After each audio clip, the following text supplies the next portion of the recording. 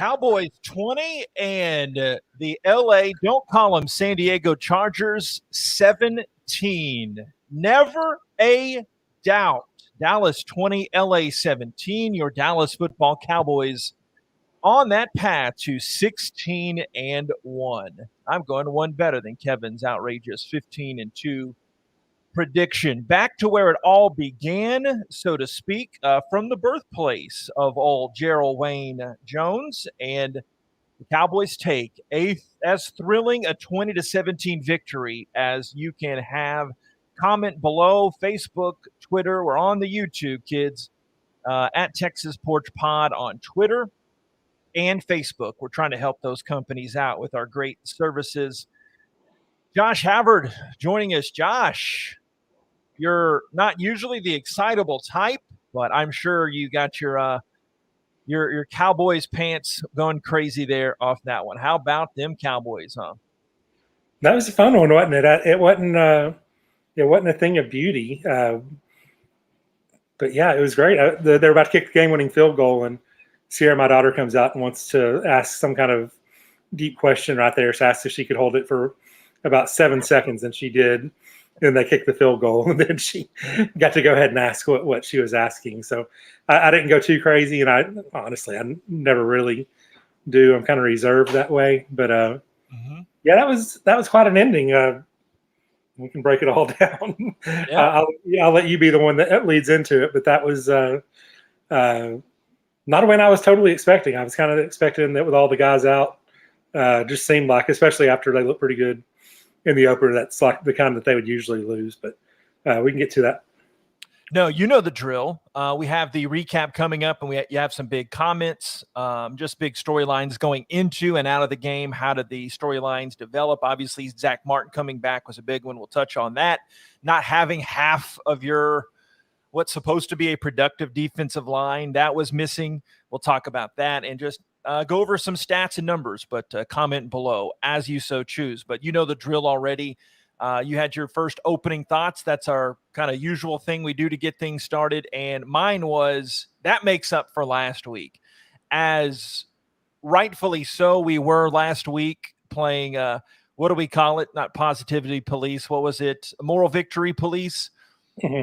That made up for it because I didn't think they'd win. I had them, even though for reasons to be discussed at a time of our choosing, we didn't have a season preview podcast.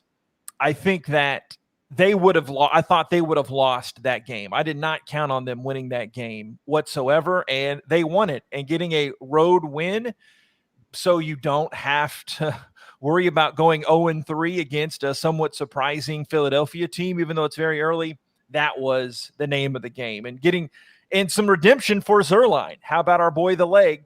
As bad as he was last week, he comes up in the clutchest of situations in that one. Yeah, he nailed that one right there whenever they needed it. It's always kind of ridiculous to look at the schedule and say, oh, yeah, there's the win, there's the loss in the NFL, because it's never going to work out that way. But if you were doing that, you would have taken the split on the road to start these first two games. You would have assumed a Tampa Bay loss and hoped for a win here. And so they did what they needed to. Against, I'd seen you'd put it earlier, Herbert's going to be something else as a quarterback. They've got a few of their own deficiencies on defense and different things, but that's not an easy win to get. So that's big. And I think if I'm not wrong, that puts them in a first place tie already. So NFC East, here we go again. Isn't that what it's all about with the Mammoth Showdown coming up from the city of brotherly shove, the worst city in America? We can start our Philadelphia trash talk already. But again, the Texas Porch Podcast. And for those of you wondering, before we deep dive, I've got the Ratty Tatty Cowboys shirt because of the loss last week. I'll get to wear my slightly newer Cowboy shirt, but it's comfy. Don't judge me. I don't care what you think anyway. So here's the recap, Josh. Butt in where you want. I'll lob you the grenade. You know how it goes. But the first drive, a thing of beauty. And Kellen Moore, hire him now. I thought the whole game he had a fantastic play calling scheme like last week. Well, I should say he had a great first half of the play calling scheme.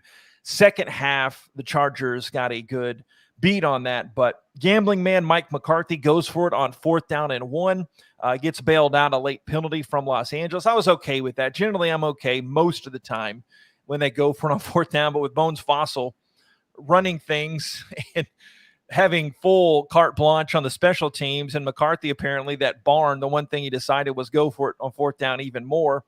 Anyway, they're going for it on 4th down a lot, and but Pollard had a quick hitting jet sweep, and the Cowboys score the 12th straight game to score first, and that tied a franchise record. And Dallas took almost half of the first quarter, and they were up 7-0. Great start. I mean, it's kind of a college stat when you talk about wanting to get ahead early, but it was no coincidence that they got ahead early and they were able to run the ball a lot better, I thought, Josh. Yeah, and I heard some kind of crazy side. I know you were listening on the radio, but despite all those early leads and having some success, it's like their first opening drive touchdown in I don't know how long it'd been a while since they actually scored a touchdown on the first drive. So yeah, I mean the last week we talked about it was out of necessity where they had to throw however many times they threw, at least 50. I think it was more than 50, but this allowed them to run some more because whenever they have the chance to run, they don't need to throw Dak 55 times every game because it's going to turn into another injury if they have to do everything. So games like today, whenever they have the chance and they can obviously be successful with both guys back there, I think you definitely take advantage of it every time. You don't have to just wear out that passing game where eventually it seems like you're going to get some negative plays.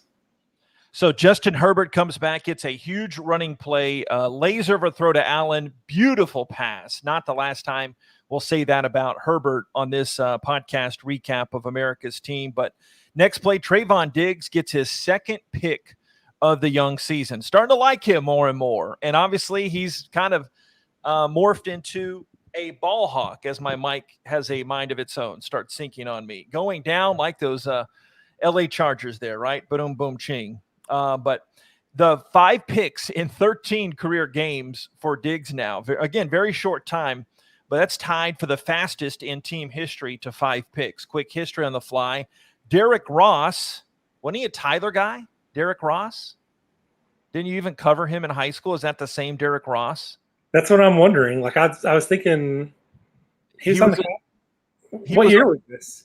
I didn't have the year, but they said Derek Ross, Charlie Waters also had 5 picks in 13 games. That was on Cowboys Twitter / the radio broadcast, as you mentioned. I'm glued to. But also, I picked up later, we can have more Derek Ross research in a bit, but the first Cowboy since Leroy Jordan to get a pick in the first 2 games of the season.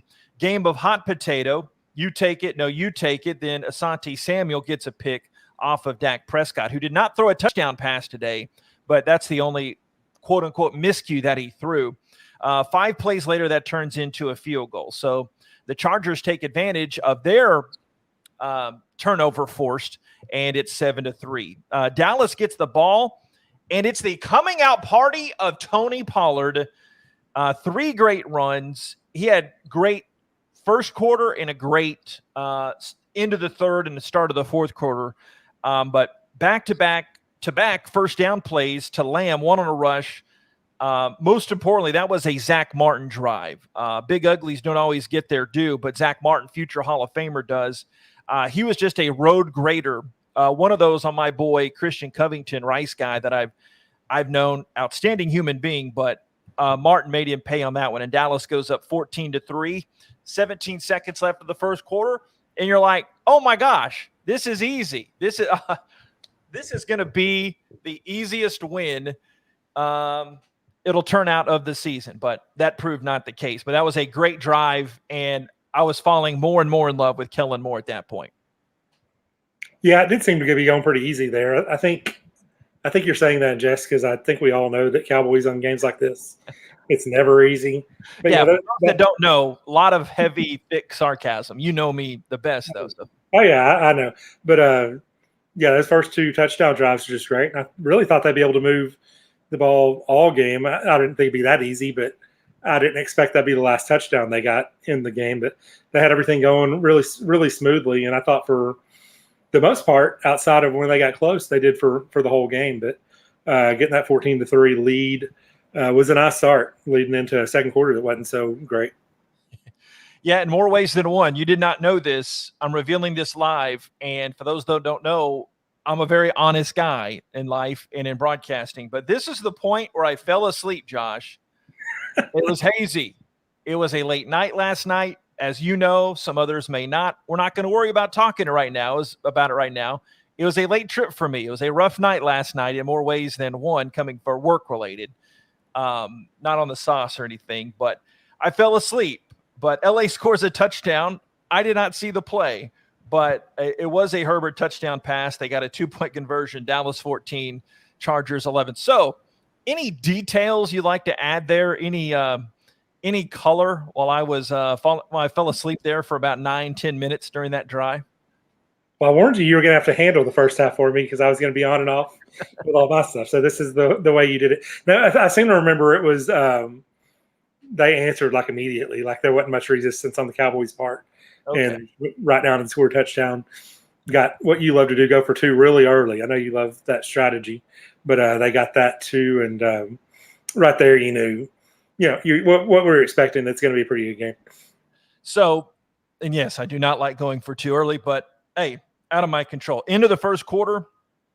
Oh, no, that was the start of the second quarter. Dallas up by 3. Dallas gets the ball back, and nothing too amazing outside. We had a Cedric Wilson sighting, but gambling man Mike McCarthy goes for it on 4th and 5 at the 42, incomplete, and the Chargers get the ball back. And welcome to the season, Leighton Vander Esch. First sack of the season, not just for him, but also the team. Now we're around the 2-minute warning. And too good to be true. Cowboys get a roughing the kicker on a punt. The drive continues, and Herbert slicing and dicing. He was Mr. Automatic. He had a string of 15 consecutive completions that started for the whole game towards the beginning of the game and continued through at this point here.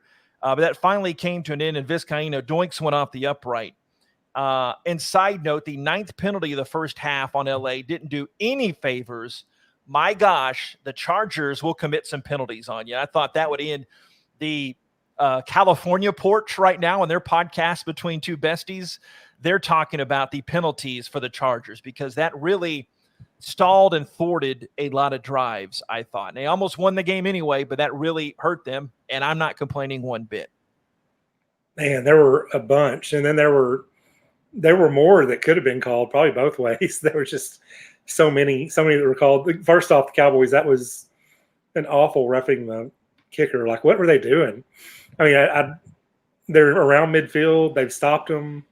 I don't know why they got that close to them regardless, but that gave them hope because I thought the Cowboys were going to get the ball, kick a field goal, be up by 6 or 10 if they get a touchdown before halftime, and they get that roughing where it's just everybody, it's mass people right there in front of him, and he comes down on them.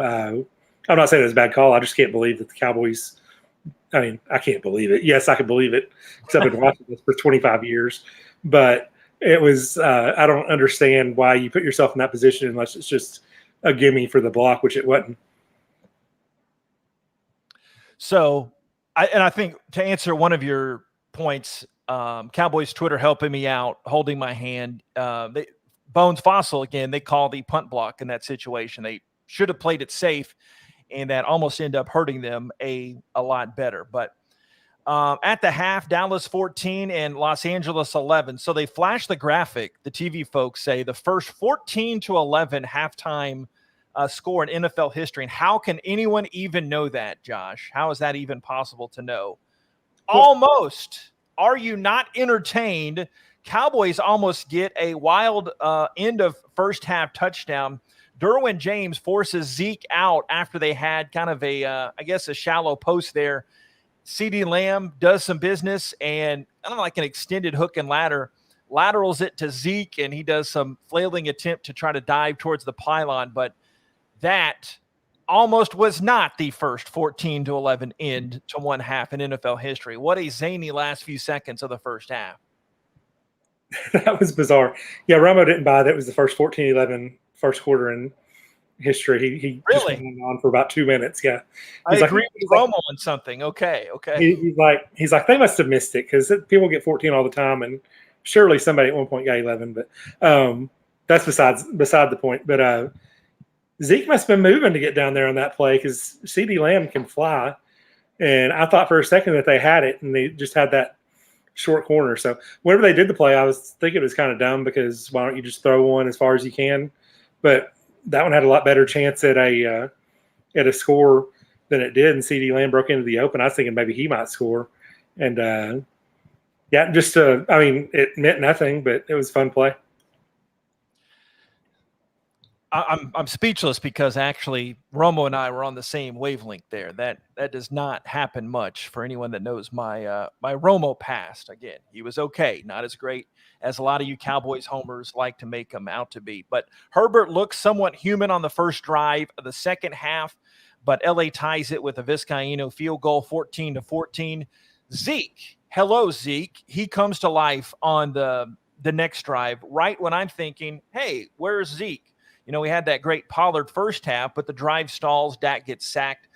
And I'm thinking at the time, I write it down in my notes, could this be a key play? The LA punt returner fields it inside the 5. Dallas starts at the 9. And not really. It didn't end up to being big because they potentially had a 91-yard touchdown drive. But I wrote in my notes, this was a key play, JP. But LVE was held by two guys at the same time on that dart from Herbert across the field. Amazing, just across the body, like 50 yards, perfect on a dime, but it didn't count. But then Damontae Casey gets the pick, a massive early season-changing rips points off the board scoreboard play. That was massive because you could kind of get the feel of how the second half flow was going. Casey gets the pick. And what's this? This defense is actually creating more turnovers, and they're not going to be the worst defense in franchise history in back-to-back years. So credit Dan Quinn. He's done a lot through these first two games, and that was the biggest defensive play of the ball game. I thought it at the time, and looking back, you can say that because that kept points off the board for the formerly San Diego Chargers. Yeah, that was a big play. And kind of what the defense did today is what they have to do. That they're just not going to be the 85 Bears and go out and shut down teams. So make them work to go up and down the field, come up with a couple turnovers. If this defense holds teams to 17, they should win most of their games. So I thought this was like a blueprint of what they would need. Mix in a couple turnovers at the right time, make them go the length of the field. Don't just totally hand it to them. To make it as easy as possible, like it was last year on many occasions where it was a game and then they give up a 70-yard touchdown and a 65-yard touchdown and it's over. So 5 seconds left in the third quarter, and big game Tony comes up big. He had 28 yards on that first rush. And I feel like Stats Heath now, I added it up. I went back in the play-by-play. He had 4 carries, 57 yards on that drive. And biggest play of that drive was what I thought, and Brad and Babe on the radio thought they have a terrible angle as they're squeezing out radio guys these days. But thought it was Tyron Smith, but maybe the MVP of the game, Zach Martin, recovers that fumble to at least salvage the drive in the leg, first of his 2 field goals. So Dallas goes up 17-14. LA next drive has a big hookup from Herbert to Allen. Then Herbert hits Cook, the tight end, for a score. I'm skipping a few plays, obviously. This isn't the California porch, but and hold the phone, more LA penalties. They could not get out of their way this day. Illegal shift was taken, and that was a weird one. I didn't understand that. Who is it? Gene Sarator. Of course, have it muted. I didn't know why they couldn't take the penalty that I thought was a personal foul. But anyway, it ends up not mattering as much. But it seemed that should have been more yardage against that. Did you understand the reasoning of that mark off of just an obscure rule that I didn't know? Or they explained it on TD broadcast.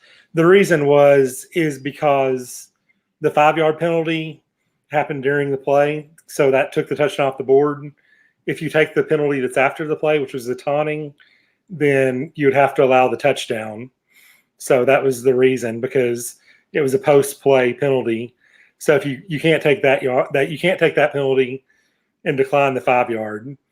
Does that make any sense to you? Because that's a different play. So it was only the 5 yard penalty that could be accepted unless they wanted to give up a touchdown, which obviously wouldn't make any sense. Because when you're on defense, Josh, touchdowns are bad. That makes sense. That's the big selling point of the podcast today. Yeah, the touchdowns are bad when it's the other team. So here we go. Dallas gets the ball back. Only the third possession of the second half. The Chargers did a good job of kind of playing, what was it? Really, you go back a few years, 2014 Dallas Cowboys, and playing keep away. But only their third possession of the second half. Zeke gets creamed behind the line of scrimmage. But then they get a toss to Jarwin. Zeke then catches a pass. Really hasn't been used too much as a receiving threat in the early part of the season, but just 2 games of 17. We'll give it time. But that was a first down. The clock keeps winding. Zeke gets back-to-back touches, run, then a pass, I believe it was, before they get a dart to Cooper. I can't mention his name. Dak throws a missile to the left side, and big shot to the ribs for Cooper. He goes down for a little bit, so the Cowboys have to take a timeout. That's the mandate there. And the Cowboys are learning at this point. They're not leaving time on the clock for Herbert after a world of time last week with Brady, where he got the ball back with, a minute and a half left. But then they go ahead and they totally redeem themselves. The Dumb and Dumber line, just a dumpster fire to not get the 3rd and 3 playoff and totally redeem yourself being negative, because then they screw the pooch and they don't get the 3rd and 3 playoff. And so then they're forced to take the 56-yard field goal. I mean, realistically, it could have been 49, but after Zerline's week last week, you'd rather have a closer field goal. I'm going to go out on that ledge than a 56-yard field goal. Just awful. And they're very critical on the Cowboys broadcast. It was funny. But Zerline kicks it through. Never a doubt, Joshua, big game Havard. The Cowboys win this one 20-17. And the road either to 9-8 or 16-1. Going to be one of those records that continues next week. Yeah, they need to be somewhere in between, like what they were against Tampa Bay, giving a minute and a half or whatever to Brady, as opposed to freaking out to get a 3 seconds left to get a 56-yard field goal when you could have easily got about 10, 15 yards to make it a little bit easier. But I guess it's that all's well that ends well. I guess the part of the redeeming part of it could be the Chargers are a lot like the Cowboys. They have a tendency to find awful ways to lose. And so somebody had to lose it in some kind of terrible way. And so it just happened to be that the Cowboys were playing somebody that is worse at that kind of thing than they are. Yeah, you hit on something there that I actually did not write on my notes, but for years, Pete, you heard that Phillip Rivers was the Tony Romo of the AFC, and the Chargers, I guess you had always planted that seed in my big noggin over the years. The Chargers, I guess you're just some kind of East Texas Chargers expert, but the Chargers are the Cowboys of the AFC, or the Cowboys, the Chargers of the NFC. Have you ever thought about it? No. That was a fantastic 20-17 game. Obviously, my mood and my dopamine levels are a little higher with the team from Big D winning that one. So here are some final other topics of this one. We'll hit the stat board in a second. We've got that scrolling obviously on the screen, but Herbert's great, but he was made to look even better because there's no pass rush at all. DeMarcus Lawrence is going to be out, 5 or 6 more weeks. Randy Gregory with COVID. So I thought they did. I don't pretend to explain all the X's and O's, but they did a lot of good stuff to be able to, especially Micah Parsons. I didn't even talk about that Parsons sack towards the end on the last Chargers drive, but they did a lot of good things, kind of duct tape and chicken wire, to be able to get to Herbert. And when it counted, they were able to get some pressure. And I thought that was obviously one of the huge factors late in the game. But I wonder if they can, maybe the schedule's so soft, it doesn't really expose itself over the next couple months, but it seems like this is going to be a problem to stay here for the next, 7 games, or at least. Yeah, I don't. It's just one of those things we have to mask a little bit, find different ways to get around because it's the defense isn't a strong point of the team, and having some guys that are out, I don't. It's going to be something that's going to come up quite a bit. Maybe with the schedule being a little bit better, you can get games where the offense can just go out and score 34, 37 and win, 37-24, and then it won't be quite as drastic as some games that it'll be eventually. Um, but yeah, on the defensive side of the ball, they need to get healthy, unsuspended, no COVID. They need all that kinds of stuff to kind of go their way because if they're whole, they'll be okay. Like I don't think anybody says, yeah, that's going to be great. We just have to have everybody healthy and we'll be dominating. They're if they've got everybody out there, they're close to average probably, maybe not even quite average, but at least they're not potentially the number 28 defense in the league or something. So hopefully I can get everybody back and be a respectable defense and keep everybody somewhat healthy on offense and score a bunch of points. And this is all in the NFL where that's not going to happen. There's going to be people that go out, you're going to fill in certain spots, and it's just how you adapt. So one lineman does make a difference. I mentioned this early on, but giving him his just due, man, I watch a game as a fan. I'm not trying to break down line play, but you could not notice the way Zach Martin was just dominating in that game. Mentioned that first scoring drive. It was beautiful. He plowed my boy Covington, and he just opened these holes. And the first 2 weeks kind of segued into total line play. Tyron Smith hasn't been bad. We were wondering if he'd be able to get out there. Connor Williams had a rough first game, but did he have one penalty early? Or maybe they said he got away with the penalty, but he was okay. The line's been good. The Cowboys' offensive line has really dropped the last few years, but Zach Martin makes a huge difference. And just the play calling alone with Kellen Moore, the way he balanced. I didn't see the final breakdown. I don't want to add up the math on the fly. That's scary. But at one point, very late in the game, it was very balanced, a run to pass. So, and I think that has a lot to do with Pollard's effectiveness, which I'll get to and elaborate in a second. And that has to do a lot with having Big 70 in there. Not many people know this, but you're a huge offensive line expert. So break down Zach Martin's game for us. I was just hoping you would ask me exactly for that. No, obviously, I'm the layman of football that, I can tell when the offensive line is going terrible because nobody has any room to run. The quarterback's getting chased, but I can't tell you anything that happens. But I know when he's out there, the Cowboys run a lot smoother than when they don't. So that's no football expertise or anything there. But he's the one that really makes the difference. Outside of Dak, I'm sure he might be the one that makes the most difference in what you can do on an offense. Because if one of the receivers go out, one of the running backs go out, you can kind of adapt on the fly a little bit. But with him, you kind of have to change the whole game plan, kind of like they had to do against Tampa Bay last week when he wasn't there. They're obviously going against a whole lot better defensive line. All right. I feel like a legitimate talk show host now because this is totally talk show host fodder right now.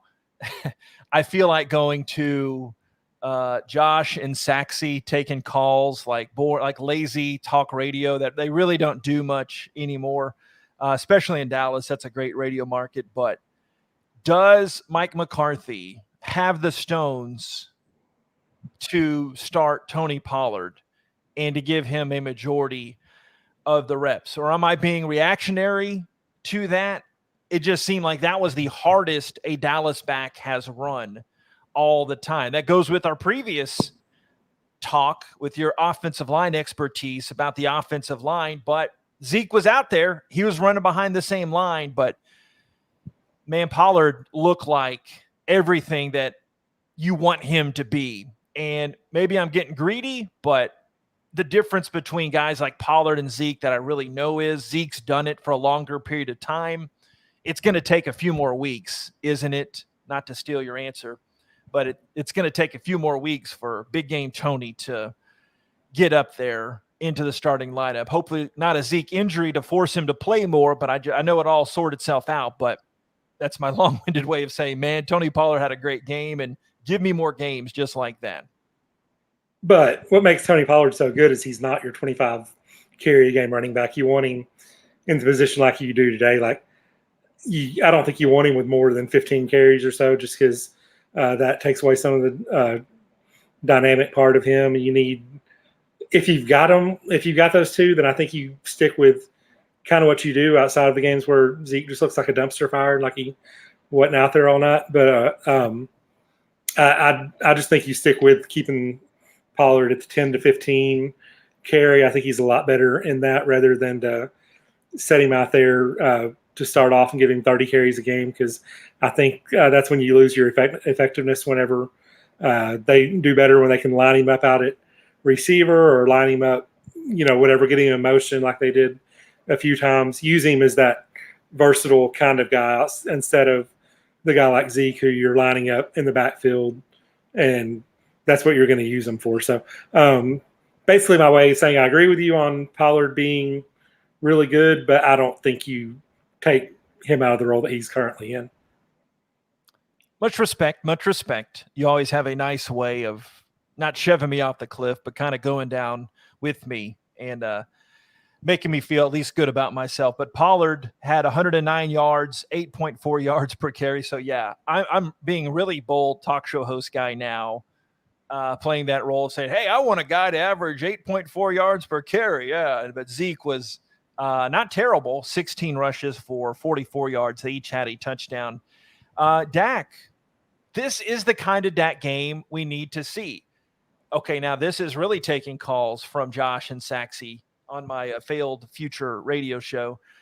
You don't need Dak like last week. What did that get you? I mean, I know that they had to play that way for the scheme and to be able to try to win the game, and they almost did. It was still a great game plan, but Dak doesn't need to be throwing it 50 some odd times. He's lost 4 of the 5 games in his career that he's done that. You need this type of efficient game. 23 of 27, 237 yards, and big rushing from Pollard, big rushing from Zeke. Dalton Schultz had 2 catches for 18 yards. That was big. They really spread out the receiving core. Let's see, 2, 3, 4, 5, 6, 7 guys caught at least 2 passes, and CeeDee Lamb led the receiving core. He caught 8 balls with 81 yards. Blake Jarwin sighting. He had 3 catches for 37 yards in that one. All right, the schedule lightens up, or does it? They've got Philly coming up next week, and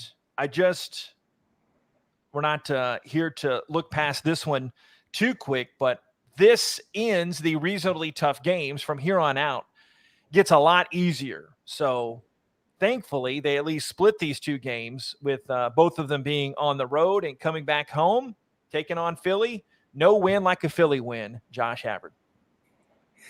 That's always an interesting one. You'd always think that they should have the upper hand in that, or not always, but there's that's one that you just never know what's going to happen. That's the generic talk right there. But I've watched a lot of the Phillies. The offense hitting a whole lot this year. It doesn't seem like. Seems like their defense is actually pretty good. It seems like the kind of matchup that the Cowboys should be okay with, because I tend to think against good defenses, as long as the Cowboys are healthy, they're still going to – I think this is about the lower level, 20 points that they'll get, and if they can just keep them from going crazy. But this is the kind of game, division game, the Eagles, who coming into the year, I think they were the one that was like the rebuilding maybe the whole division was, but they weren't really expected to compete. So you'd like to get them going in the wrong direction. They lost today. You get a 2-game losing streak in Philadelphia, and they think the world's caving in, and so their entire fan base just totally decides they hate the team immediately, and get them 3 or 4 losses, and then you don't have to worry about them for the rest of the year. So it's the kind that you would you'd like to see them go in the wrong direction, because we've seen a few years ago, if you let them go in the right direction, then they can handle that pretty well as well. All right. They call me they call me Points Heath on the street there with my ability to predict line scores. But by my crude estimate, you're the one that's the expert on guess the spread, but they'll be favored in the next 7 games. They've got the team from the worst city in America, Philadelphia. So I think they'll be favored in that one. NFL lines are so weird, though. They're so narrow. They'll be favored at home against Philadelphia. Yeah. Okay, yeah. Agree with yeah, since you're the expert point shaver there. Home against the Panthers.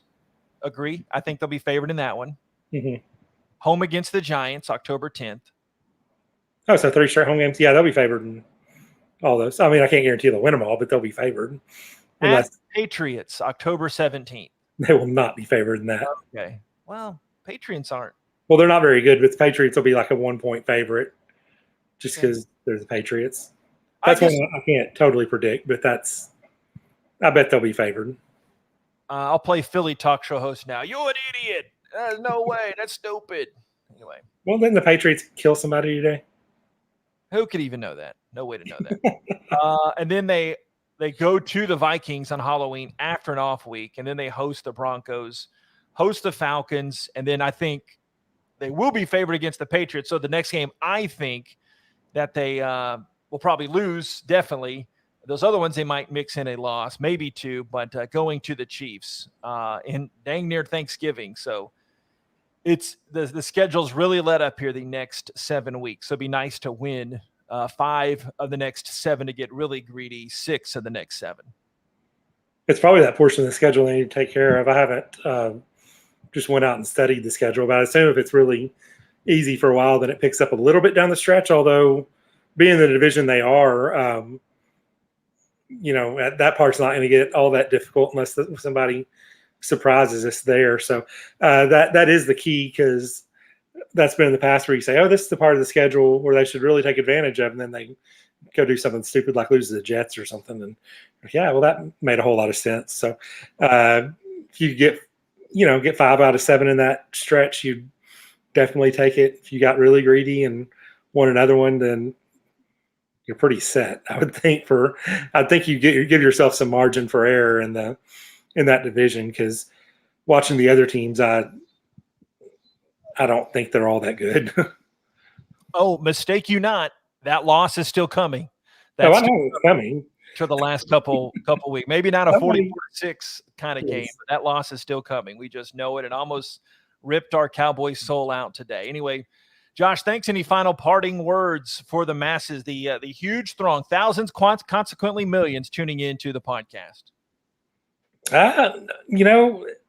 Winning's a lot better than losing. So that was a good way to do it, because, the NFL's so fickle too. If Zerline doesn't hit a great 56-yarder and they go lose, then the world's falling for the next week going to the Philadelphia game. And so it's just, the NFL is just crazy. It's stupid. It really is. Like it'd be the same exact game except like 2 different plays, and Dallas would be 0-2, and we'd be sitting here, man, I don't know if they can beat any of these teams. They're probably gonna be lucky to win 3 out of 7 in this space. Yeah. So it's just the nature of the beast of the NFL, the overreaction that always comes along with it. But it is such a mental game as well. You trick teams into thinking they're good. Good teams start thinking they're bad, and it's just the way it goes. Especially with the Cowboys, they're usually on the second end of that, where people think they're okay before the year, and they quickly find out they're not. All right, Josh. Appreciate you, pal. Really appreciate you. We'll talk to you maybe not on a regular episode coming this week if we so choose. Finally, actually booted up the computer, so my wheels aren't as off as before, but always appreciate you. And we'll talk to you soon, good sir. And a teaser, Josh cheated on me. He went to the third-rate taco joint without me. His first solo visit since I broke up with him and moved down south. All right, Josh, thank you much, brother. Appreciate you. I'll talk to you late Monday night next week. If not before. He doesn't Probably know. Before. But. Probably. That's the Texas Porch. Texas Talk with a touch of sports. You can get the Texas Porch on the Mitch design. Guess what? We thought hard for this one. TheTexasPorch.com. Follow me on Twitter and on Facebook, Texas Porch Pod. Remember, you can get us on the yes, there we go. Hey, late comment. Hello, Deborah. Yes. Amazing ending in that one. Thank you, ma'am. You can get us on wherever you get your podcast, and have a great rest of this night. God bless you. God bless Texas. Go Cowboys. We'll talk to you next time out here on the Texas Porch. Where's your new cat? He's walking around somewhere. Okay. Didn't hear from him.